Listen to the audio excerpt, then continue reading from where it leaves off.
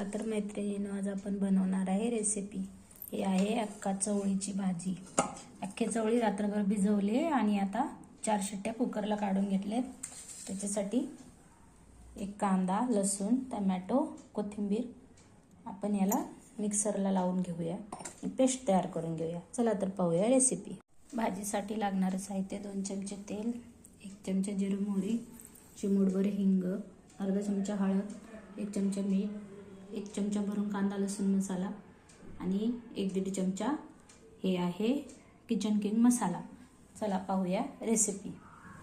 आपण चवळीची भाजी बनवत आहे, अख्खा चवळी। चला तर मग पाहूया रेसिपी। गॅस चालू करून घेतलाय, ठेवली कढई, 2 चमचे तेल घालून घेऊया,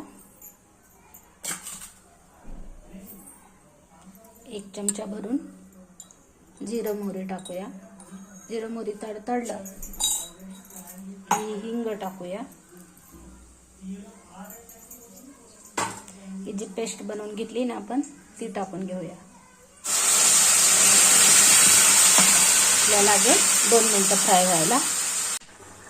हे पाहता छान फ्राय होत आलेलं आहे। याच्यामध्ये आपण हे आपले सगळे मसाले टाकून घेऊया। छान मसाले फ्राय झाले ना, तर अख्खा मसाला चवळी अशी छान बनेल। जो काळा मसाला आहे ना, आपण 1 चमच भरून टाकून घ्यायचा। खूप छान लागते भाजी, टेस्टी येते। तर आपल्याला चांगलं फ्राय होऊ देऊया 2 मिनिटं। हे पा झाकून ठेवून 2 मिनिटं फ्राय केलेलं आहे। छान आपला मसाला फ्राय झालेला आहे। जी अख्खी चवळी आहे ना, शिजवून घेतलेली, ती टाकून घेऊया आपण आता।